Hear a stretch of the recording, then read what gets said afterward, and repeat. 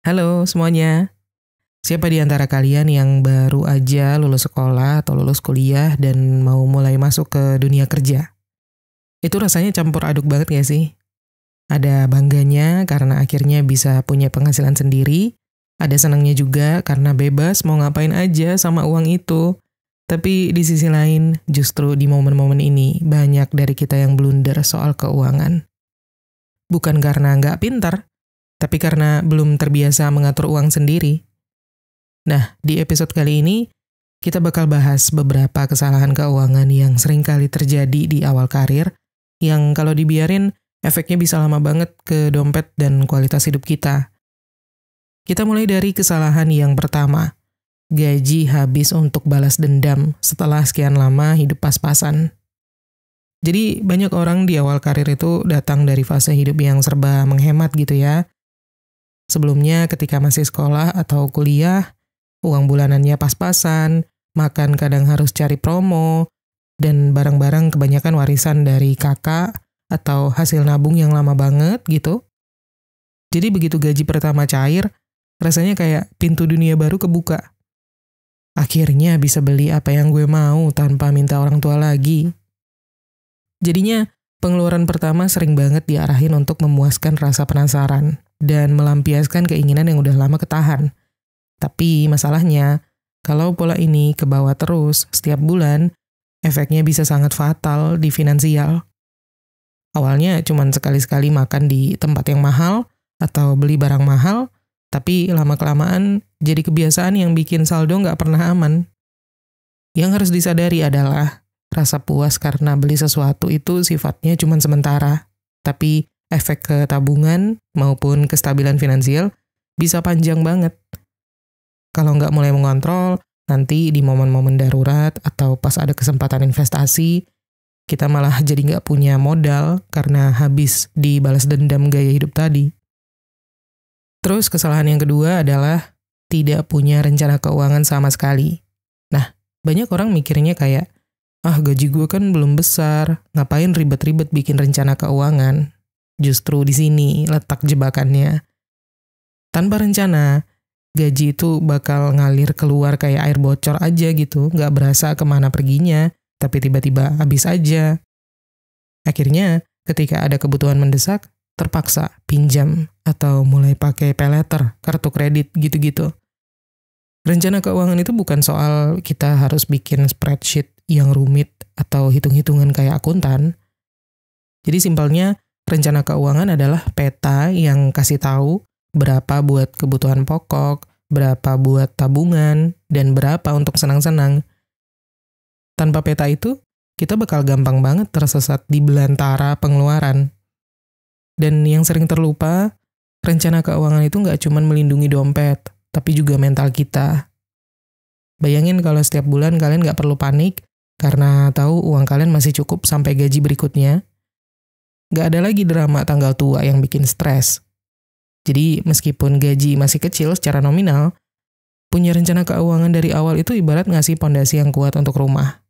Nggak kelihatan secara langsung, tapi manfaatnya bakal berasa, terutama di akhir-akhir bulan. Next, kesalahan yang ketiga ya, mengandalkan cicilan tanpa kontrol.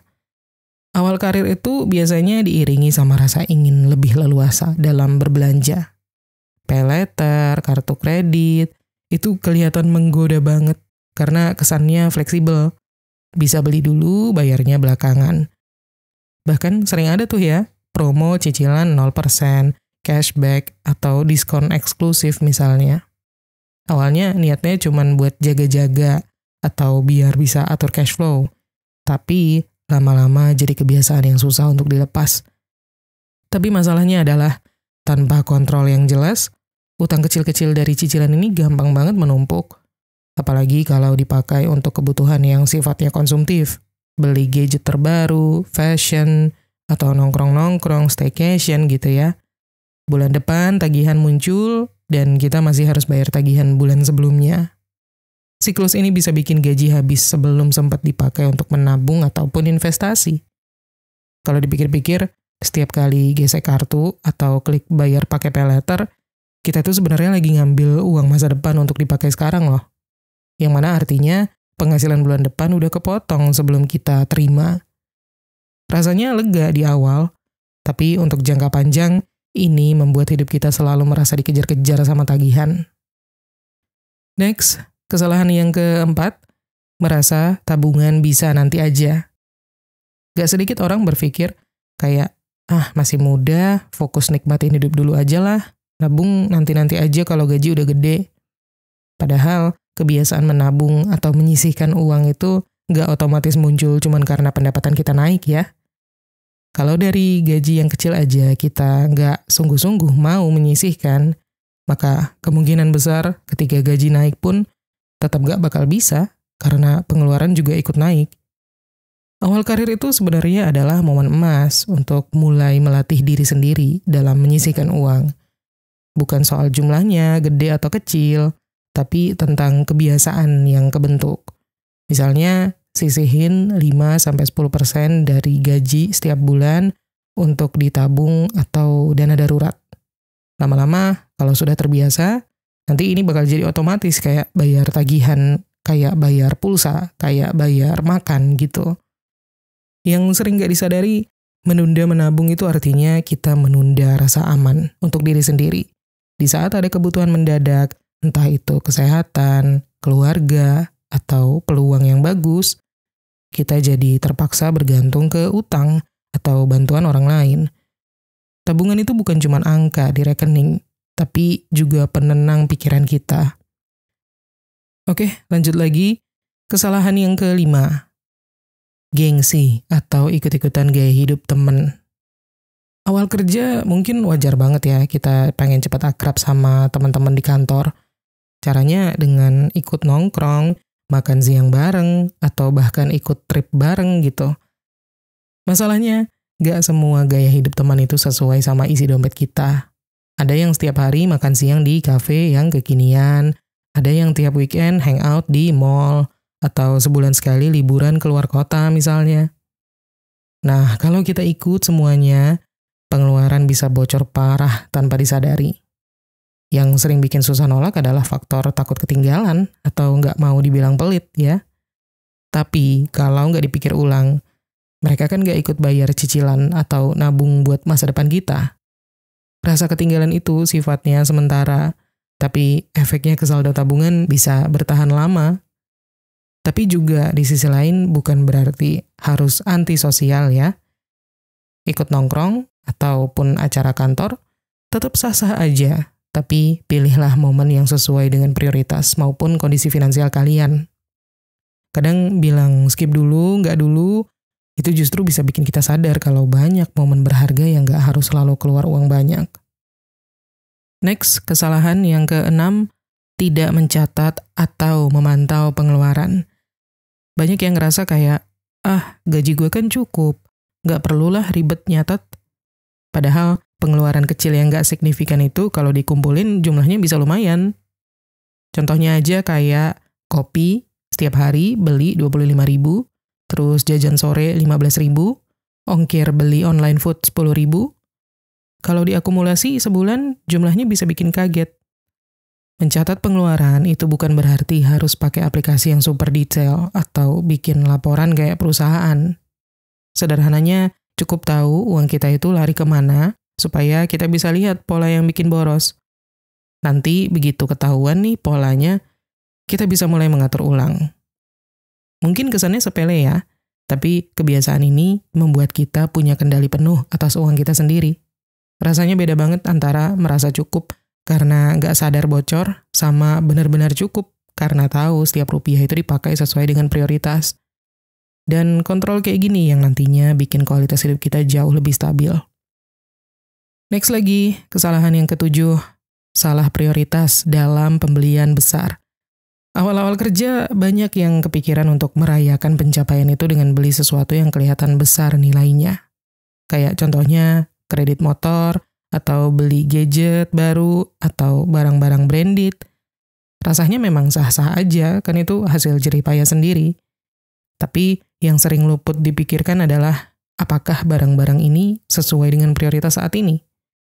Atau cuman karena pengen nunjukin ke orang lain kalau kita udah sukses dalam tanda kutip? Masalahnya adalah pembelian besar itu biasanya datang bareng sama biaya besar lain yang menyusul. Beli motor misalnya, bukan cuma cicilannya aja. Ada juga biaya bensin, servis, pajak, dan lain-lain. Kalau dana darurat belum ada, pembelian besar kayak gini bisa makan gaji banget. Bikin gak ada ruang untuk kebutuhan mendadak. Kalau mau introspeksi, coba deh tanya sama diri sendiri.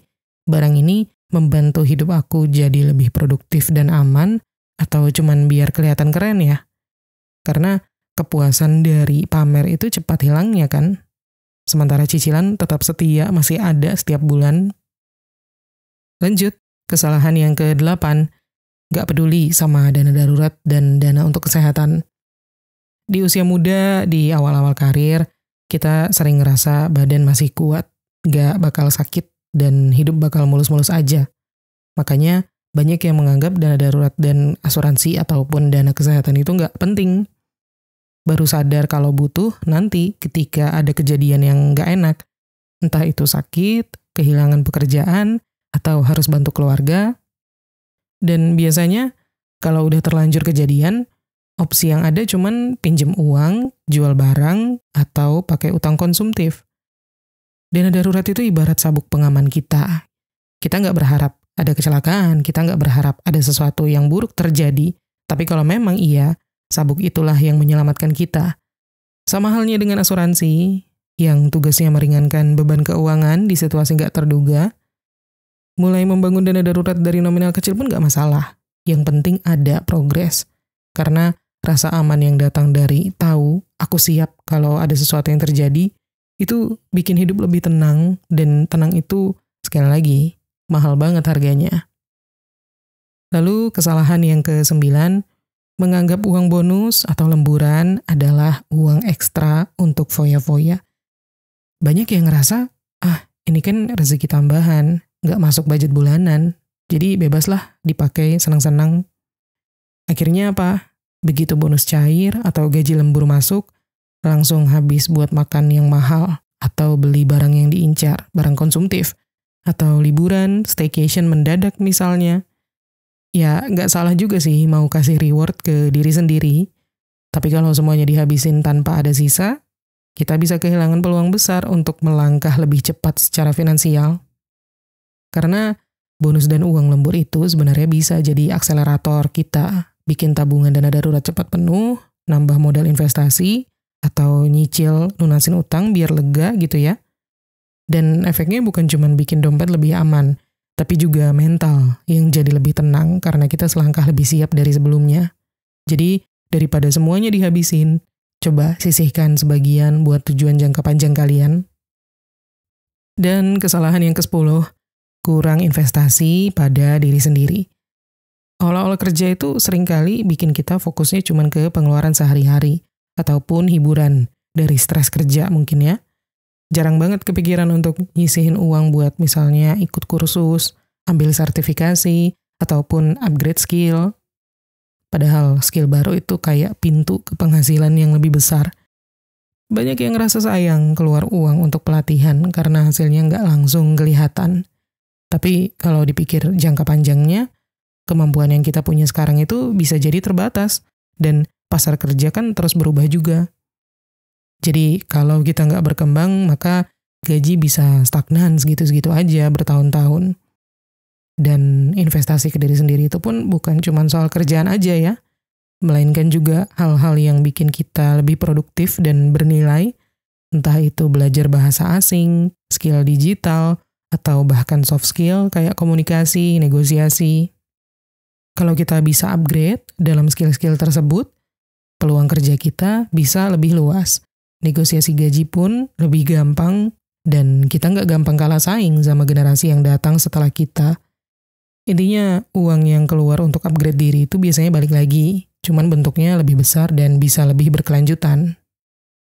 Jadi, awal karir adalah momen emas kita untuk membentuk kebiasaan finansial yang sehat. Kalau sejak dini kita udah bisa mengontrol pengeluaran, mulai biasakan diri menabung, sampai invest ke diri sendiri, maka kedepannya bisa jadi kita bukan cuma kerja buat dapat duit, tapi duit itu yang juga bekerja buat kita. So, Buat kalian yang fresh graduate, baru mulai masuk ke dunia kerja, mulai deh dari langkah kecil hari ini, karena nanti kalian bakal bilang makasih sama diri kalian sendiri.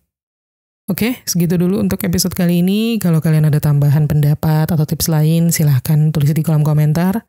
Semoga bisa bermanfaat dan terima kasih udah nonton.